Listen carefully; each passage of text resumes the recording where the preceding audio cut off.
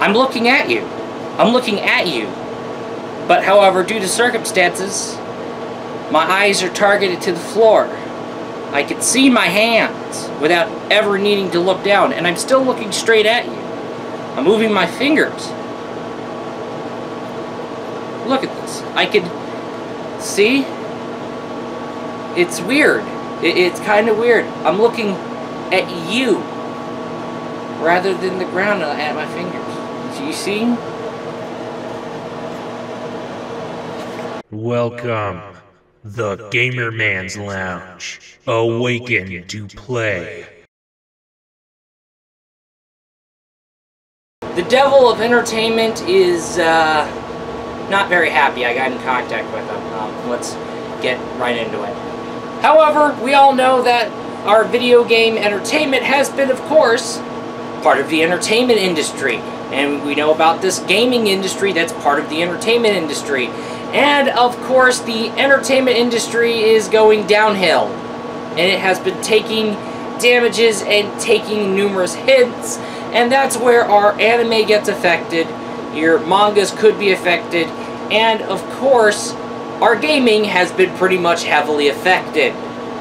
And, of course, if you're a YouTube content creator, you know how affected you guys are. You know how affected we content creators are. Like, seriously. Now, before the events of 2020, because a lot of people say, oh yeah, the entertainment industry has been taking damage because of the pandemic. No! The pandemic has been nothing but a cherry on the top.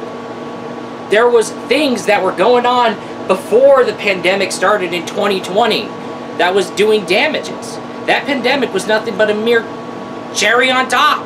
For many years, there were three big factors that were basically doing hits to the entertainment industry. And yes, doing hits to the gaming industry. Alright.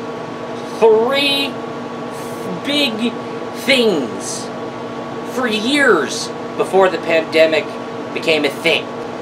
Alright, now, this is where we get to talk about all of the things in one big epic video, which is crazy. I know. Let's just talk about everything in one video. Insane. 1, people having one job and messing it up. Doing these goddamn blue-balled rush jobs. 2, predatory monetization practices. Absolutely. And 3, excessive and random censorship brought upon us by the... Wait a minute. Well, you'd be surprised. And we've been talking about this throughout multiple videos on this channel. Alright. So, basically content apocalypse. Now, the one big thing is that people having one job and blowing it. And as a result, we wind up getting these blue-balled rush jobs. Yikes. I know. But let's get right into it. Now, back then, when there's like this big epic game to hype up, like Halo 2, for example, we had hopes for this. We had hopes that it would do better than the previous game. And of course, when Halo 2 came out, it did more than the previous game. Was it overrated? Okay, yeah, there it was, but however, at the same time, it did, and it prevailed. And there were times when games were hyped up and came out and was disappointed, but however, it was more at an isolated thing. It was a more isolated situation. However, we're seeing an increase of that more. You've been expecting your sequels to break records compared to the first game? Well, here's the thing. There has been a trend where devs have been, well, taking 2 steps back and then 1 step forward. And, of course, it's not going to come out as good as the first game, and it just comes out still good. Just a bit more average compared to the previous game. And that does tend to happen. Look, keep everything that made the first game great. You can go ahead and put in, like, the new stuff. Alright, just incorporate, like, the new things. Pretty simplistic. That's what video games sequels really do. Touch on what should there be more of, and that should be it. Don't go and, I wouldn't say don't go. If there's issues about the game in the previous game, fix on that. Alright? That does totally work. But, however, when it comes to sequels, you just add to and fix what went wrong. And just start implementing the new stuff. And that should be great. The problem here is that devs have been taking 2 steps back and then 1 step forward. And how is this gonna improve your sequels? Alright, so let's go ahead and talk about Dead or Alive 6 compared to Dead or Alive 5, for example. Actually, as a matter of fact, let's go ahead and talk about Tekken 7 at launch. Tekken 7 at launch compared to Tekken 6. Like, when Tekken 7 launched, okay, you did a whole lot of things. I like the improved soundtrack, but come on, when it comes to the roster, we're crying out loud, oh man, I kind of owe Tekken 6 an apology. However, Tekken 5. Tekken 5 was a good thing, and then Tekken 6 came out. Alright, it's not going to be as great as Tekken 5, but, however, when it came to Tekken 7, it was that new engine, wonderful, heavily improved graphics from left and right. Things got insane. We had a blast. It was a great time. However, the problem here is that when it comes to the rosters, your arcade mode, which has been shortened, I mean, there's the story mode that kind of is like this big epic conclusion, but however, when it comes to story modes, like even compared to Tekken 5 or Tekken 6, man, there should have been more. Like, we should have had more story mode stages with individual characters from left and right. No, we should have had a traditional story mode alongside a big main story mode, concluding the Heihachi saga. That would have been something. But, however, when it came to Dead or Alive 6, in terms of visual improvements, okay, it was just a bit. And then don't even get us started on the story mode. Yes, there is still stuff for story mode, absolutely. It's all lumped into one big timeline. But, however, Dead or Alive 6's story mode is okay. It's not perfect. It's heavily flawed. It's so flawed to the point to where we kind of wind up missing story modes that have been present in basically DOA 2 to DOA 4. And here's where we can talk about the rush jobs. Ooh boy, the rush jobs. Cyberpunk 2077 was a hell of a rush job, and that's one thing. It launched a really big, bad, buggy mess that winded up causing refunds, so many refunds that the game got pulled off PlayStation Store. Remember that fiasco? Yikes. And, yeah. Your favorite YouTuber has talked about the disaster launch of Cyberpunk 2077, and has those bugs been fixed yet?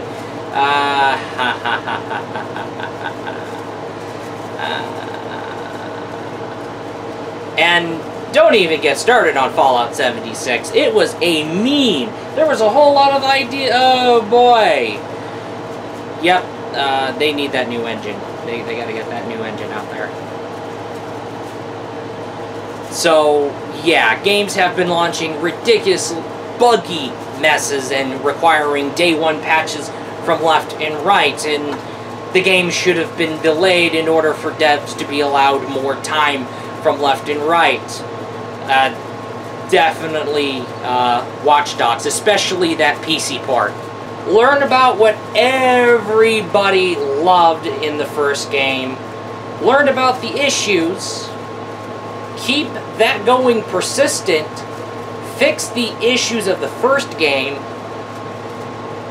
But also, remember, you're doing a sequel. You're expecting, you got to do some record breakers. So start adding in more new things, or start adding in something new from left and right.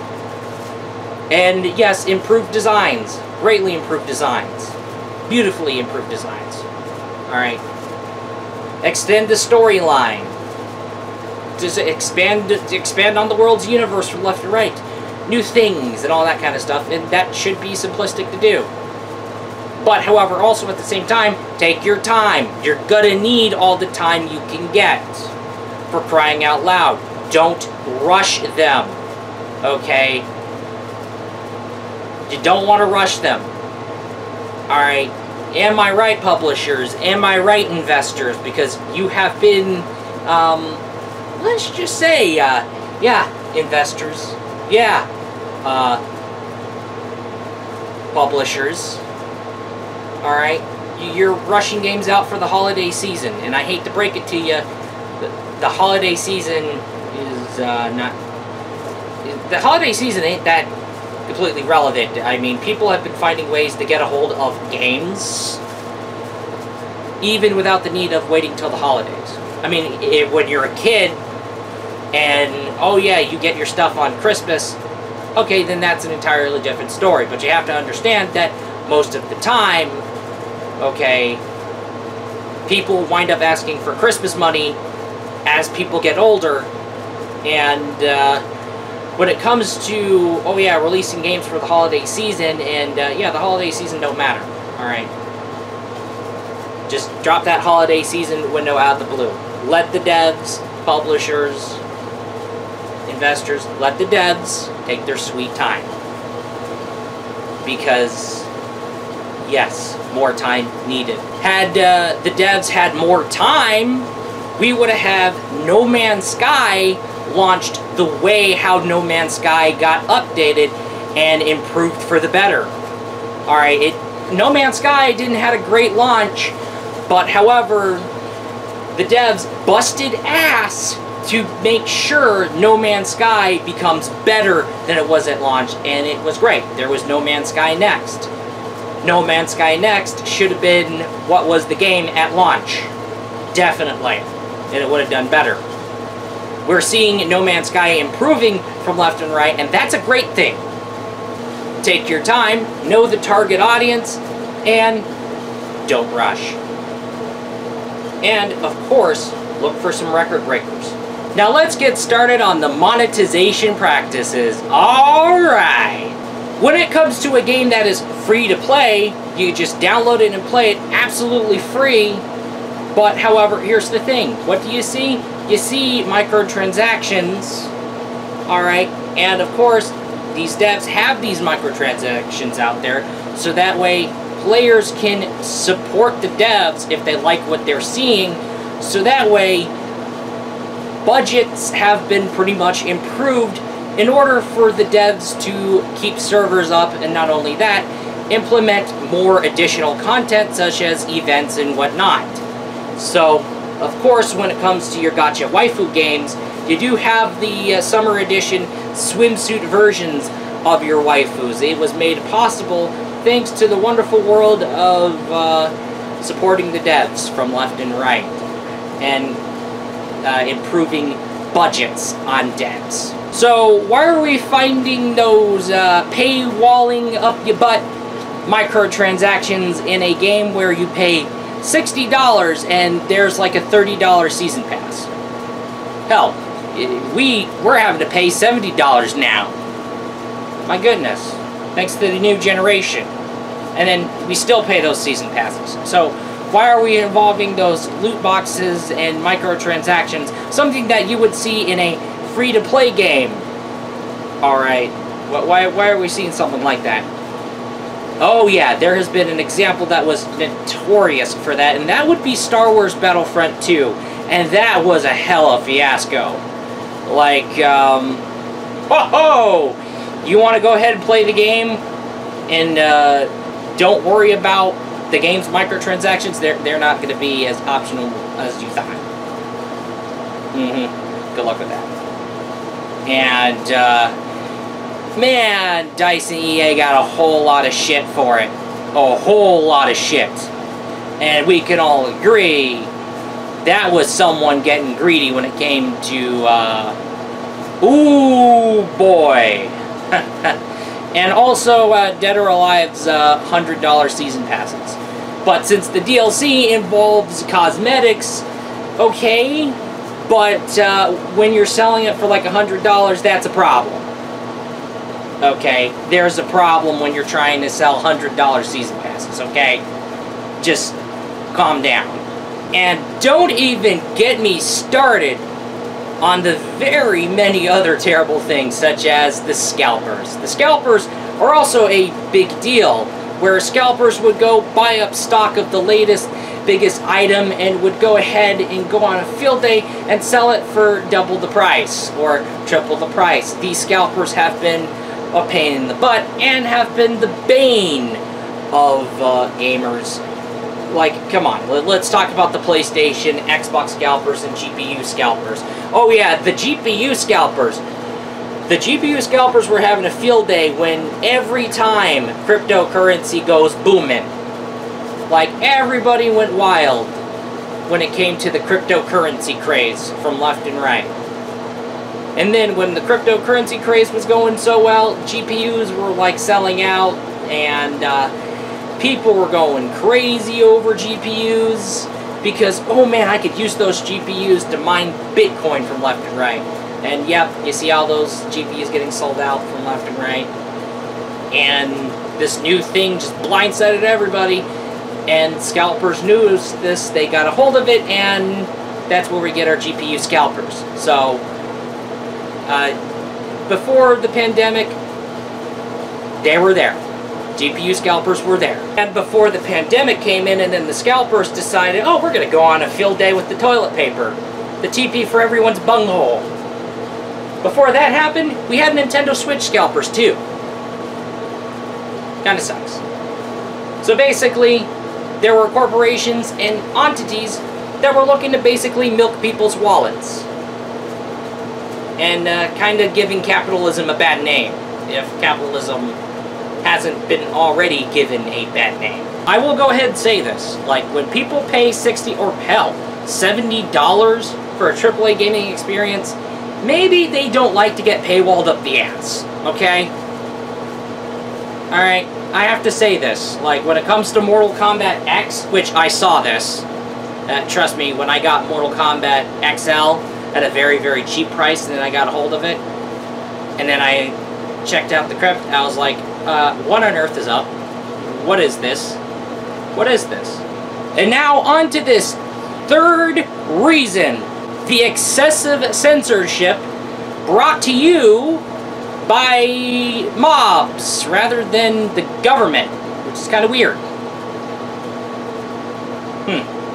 Now, we all know there is another country where the censorship is done by government, but however, in Western countries, hell, even when it comes to Japan, every single dev and publisher and creator and artist becomes subject to moral political campaigns that back us into a corner and force us to censor ourselves. That's right, and don't expect us to be coming from one side, they're coming from the other side. Trust me. Yeah, if you're already surprised, this has been pretty much crazy. Alright, so welcome to the moral political climate, where entertainment has taken hits accountable of it. And, of course, things get kind of going crazy. Now, let's just say, hey, if you don't like it, okay, just express that you don't like it, and we'll keep it at that. Alright? Pretty good. But, here's where things are going on. This female character design is not okay. This is insert buzzword here. This contributes to the insert buzzword here culture. This is harmful. It's gonna cause things. I'm gonna go rile up a crowd and back developers and publishers into a corner, and they will be forced to censor themselves. This game is too violent. And yes, this game is too violent. You see all those tragedies? Yeah, we blame that on the violent video games. We need to get the government to censor those games. Oh my goodness. What is this? This game needs to be political. Why is this game for fun? Why are people having fun? What about me? Here's what I think. People should be having fun. When people have fun in a game, they undermine things. They don't take things seriously. Why is this? Why are they having fun? What about me? What about me? Oh yeah, but there's more. There's more. And it has escalated to other industries. Alright, let's talk about Lil Nas X and his shoes. Hey, go sell your Satan shoes. That would be wonderful.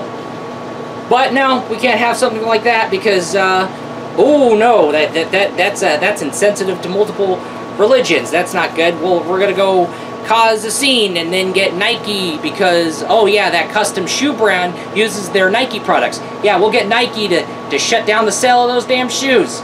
I'm going after you, little... yeah. I remember that Lil Nas X fiasco? Oh man. Oh man, look at this. You can go ahead and marry the same gender in this game. This game is being woke. This game is being woke. Okay, yeah, I'm gonna stop all this right here. You get the point. It's coming from all sides of the spectrum. Okay? Alright, here's the thing. I get the paranoia from left and right, but here's the thing. Alright? People have been doing same gender romance things. Alright, even before it was a thing. Okay? Like Yuri, Yaoi. Don't ring a bell. Alright?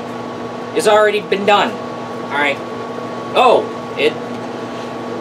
there's stuff like that in games that you may not know had that kind of stuff. Alright, it is what it is. We've seen that be a thing. Doesn't mean it's being woke SJW propaganda. No. They've been doing this. Okay, and when it came to the thing that happened in Last of Us Left Behind DLC, we didn't mind at all.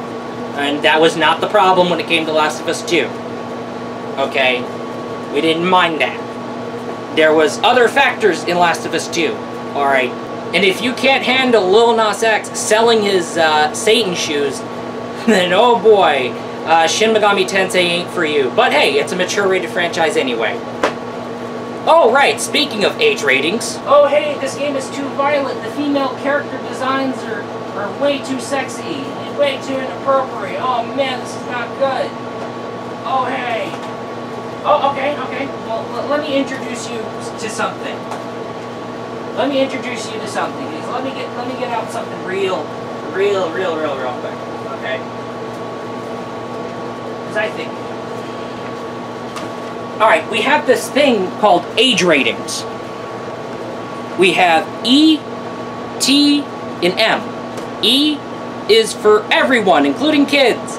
T is for the teens, and M is for people who are 17 and up. And then we have the very, very AO, that's 18 and up. Simple. Okay. Let's take a look at an E-rated game that everyone can enjoy. Mario 3D All-Stars. It's rated E for everyone. Bomberman R. Rated E for everyone. It's great. It's great for the family. But, here's the thing. Rumble Roses XX. That's rated M for mature. Ooh, that's for older people. Why? Because it has some very, very fan-servicey things. Some very things that involve attractive female characters. Oh yeah. And the thing. It's a video game adaptation to the movie. Or probably, people will call it a video game sequel. Because let's be honest.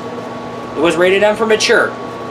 It's going to be bloody, gory, and violent. It's a horror game based on a movie that was a horror movie about body horror and alien mutations. Alright, that's the thing. And Dead or Alive Extreme 3. Import only. Do you see that 18 plus? Oh yeah, it's rated for people 18 and over. Oh yeah, there's age ratings in other countries. Like the Sero in Japan. Oh, you want a T for teen? What about something for the teens? Alright, I got something. Alright, we'll bring up something for the teens. I'll get that in there. Okay. Something for the teens.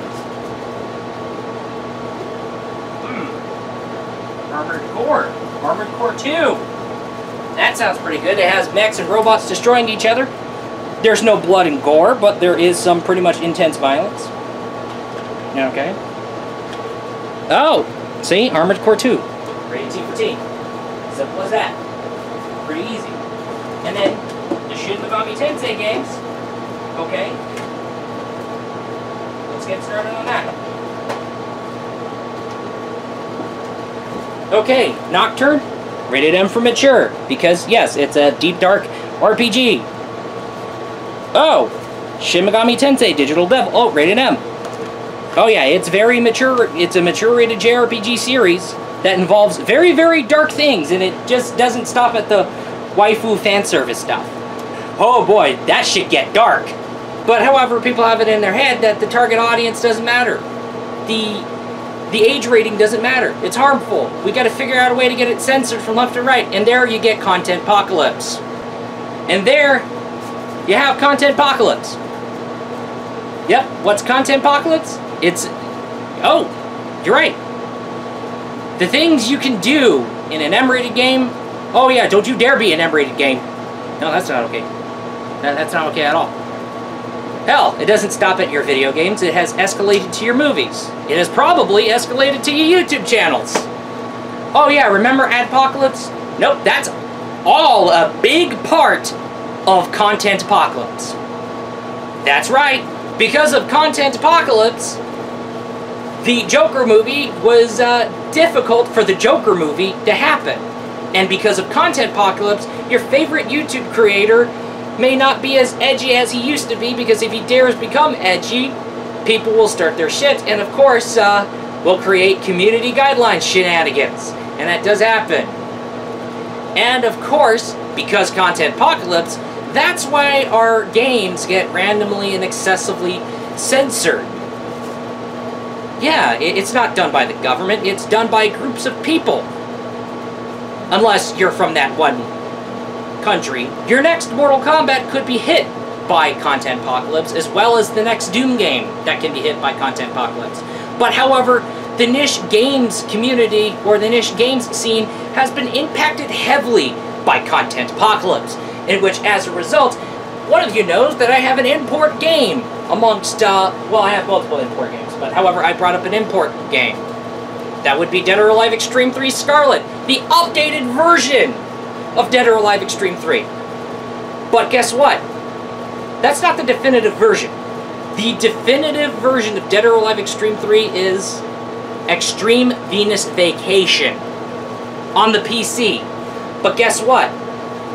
That game is region locked. Whether you are looking forward to playing the English release, which is region locked to Asia regions, as well as the Japanese DMM version, as we speak.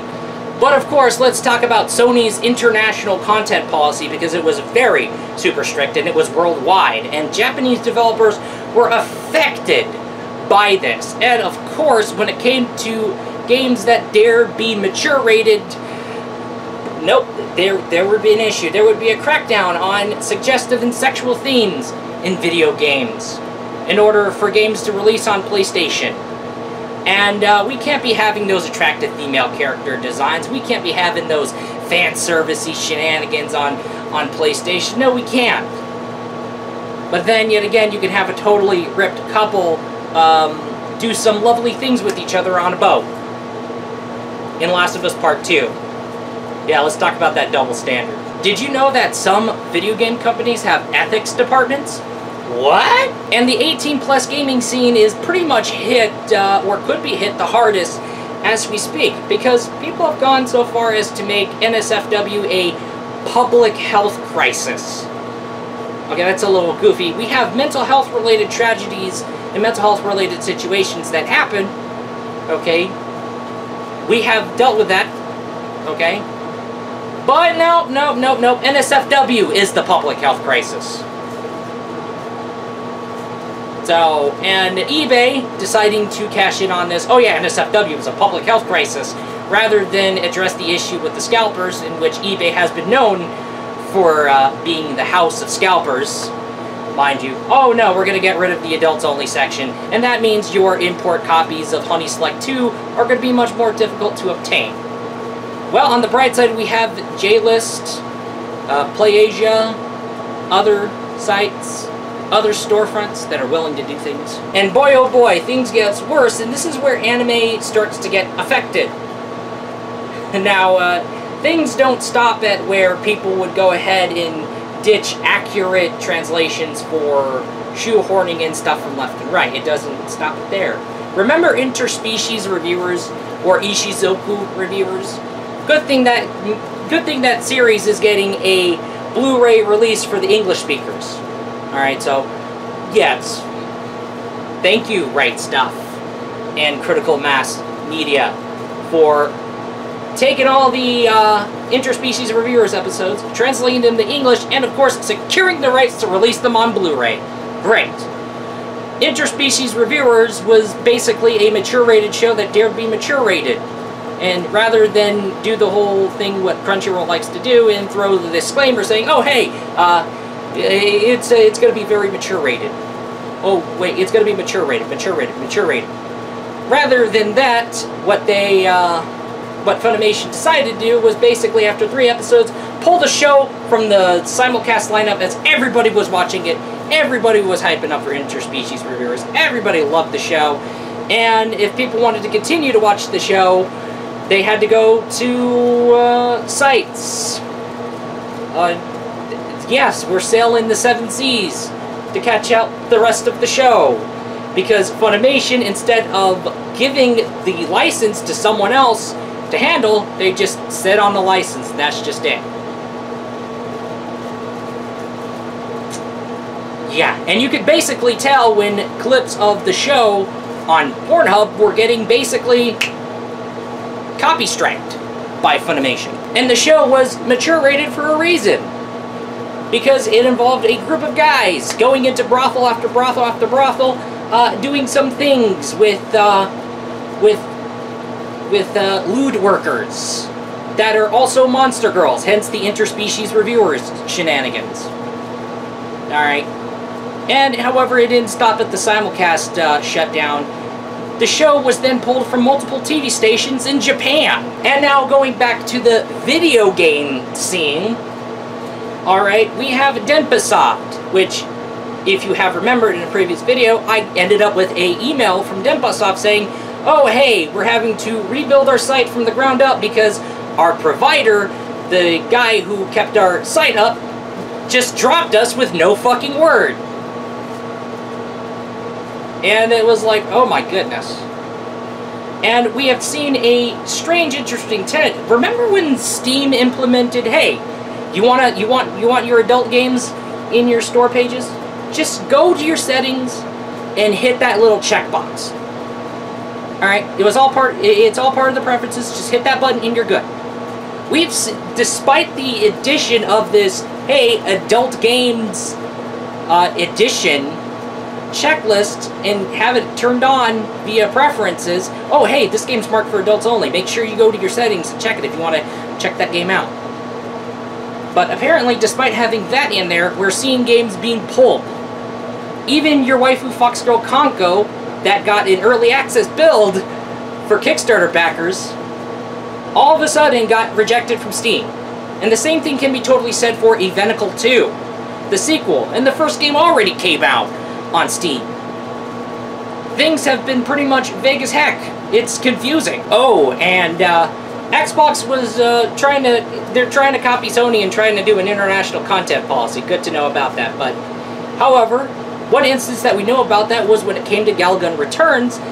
Xbox said, hey, we can't release the game on our platform unless you kind of self-censor. Inticrates was like, no, and then Galgun Returns got canceled on Xbox. The only way you'll find Galgun Returns is basically Steam and Switch. Yeah, sucks. Because, well, good luck trying to release Galgun on PlayStation. Okay, maybe if we could ditch the school setting and kind of make sure everybody is 18 and up and everybody has the audit with Milky, and then it all takes place in like an 18-plus only island or nighttime in Akihabara where everyone is 18 and up. Well, I hate to break it to you, it doesn't matter. Because remember Sense, a cyberpunk ghost story? Yes, this was all both talked about in a news video previously on the channel. Like, of course, there was a female character design that was like super, yeah, she was like she was something, woohoo! But then people found a scene, and people didn't take a liking to it, so somebody went and started a scene, and of course the moral, political campaigners went on their crusades against that dev. And of course, the dev then posted the receipt. So even if the characters are older, if you dare make designs attractive, like say Mai Shiranui and Iroha of both King of Fighters, well, okay, well, Mai Shiranui, King of Fighters, Iroha, Samurai Shodown. Alright, good. But even though if you are to basically go ahead and do character designs similar to Mai Shiranui or Iroha, or as attractive as Mai Shiranui or Iroha, you still get shit for it. You still get stuff for it. Because, how dare you, it's insert buzzword here, it contributes to the insert buzzword here culture.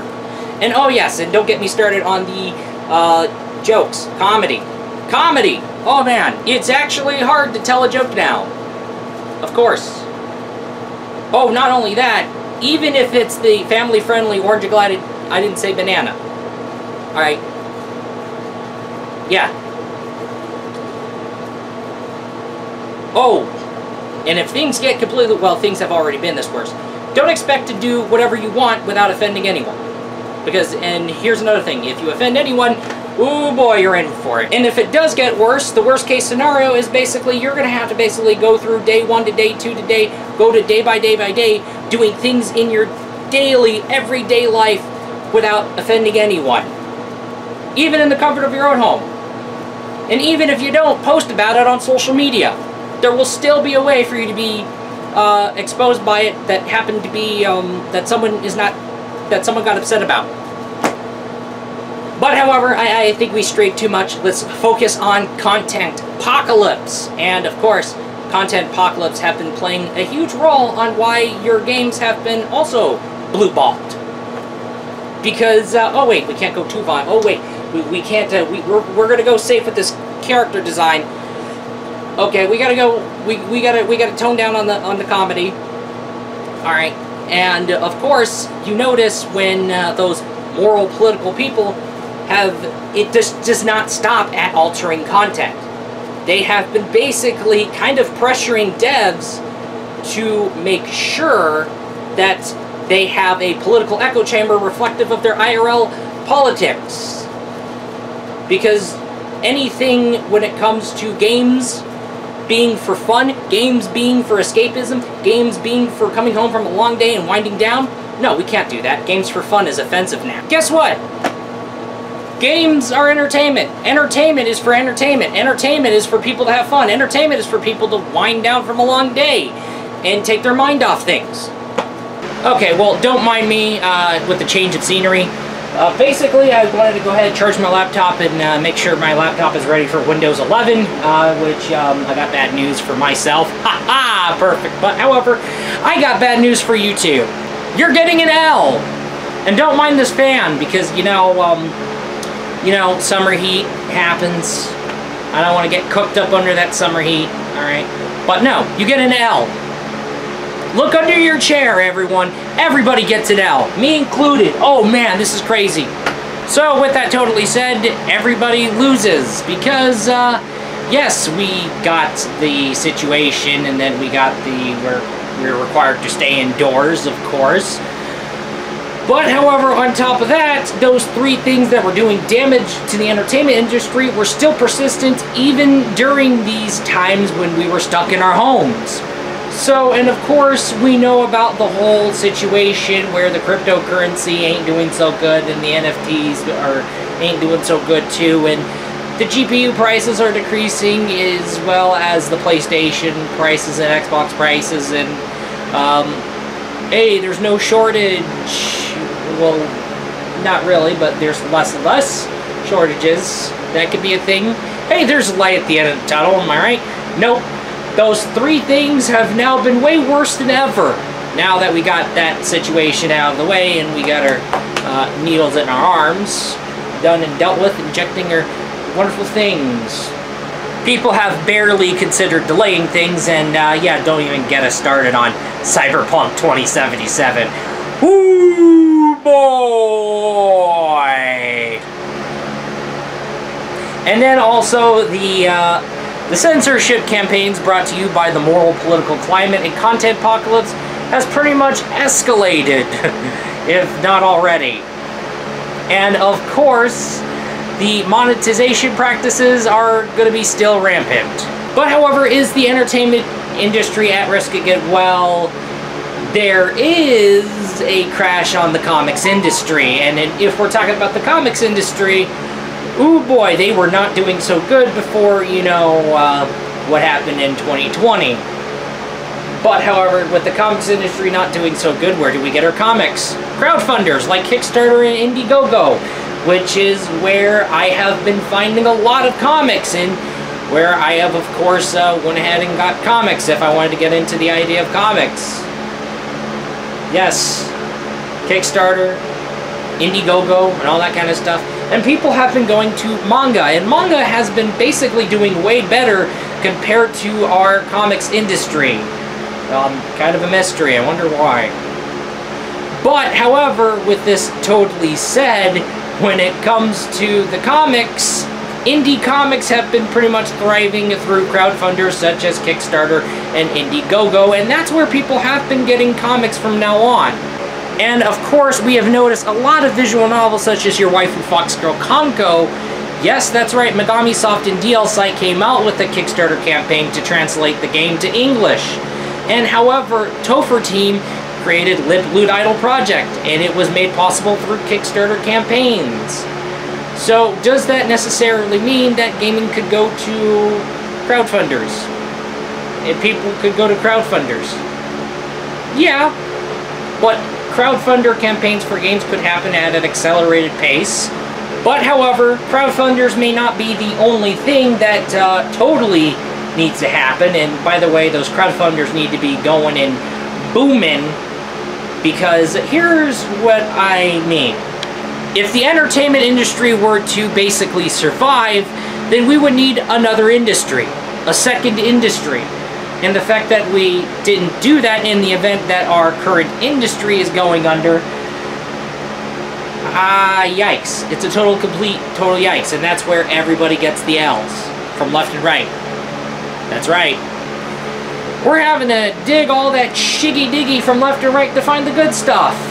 Alright, we do this all the time, of course, that does happen, but we're seeing a far less percentage of finding a good thing amongst it, or anything that could be spared from all the shenanigans, if you know what I mean. But however, we can also go to the retro gaming scene, where we can go revisit the past and play the games of the past that either we enjoyed, we missed out on, etc. I mean, hell, we got like Neo Geo Mini, Neo Geo Arcade Stick Pro with built-in Neo Geo games from left and right.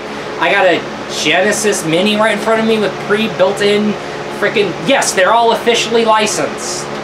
The Neo Geo Mini, that's by SNK themselves. The Arcade Stick Pro, that's by SNK themselves. The Genesis Mini, that's by Sega themselves, with the help of M2, which I'll talk about them later. And then the Retrobit, Super Retrocade, by Retrobit, carrying licensed games. Oh, and Evercade. Oh yes, licensed retro gaming on the go. And then with that Versus, you have up to 4 players, and then you also get the arcade stuff alongside the console version stuff. Yeah, that's Evercade. Okay, and hopefully At Games is improving. Alright. But however, we have Hamster's Arcade Archives. We also have... Alright, we have Hamster's Arcade Archives. Alright. And of course we have M2's compilation collections. And we have people coming out with compilation collections from left and right. Hell, even Namco Museum is still alive to this day, even though they are releasing console version Namco Classics. And another thing to keep in mind about is, of course, well, if you want mature-rated stuff without any issues whatsoever, there are other pavilions and other sites to go to in the PC market.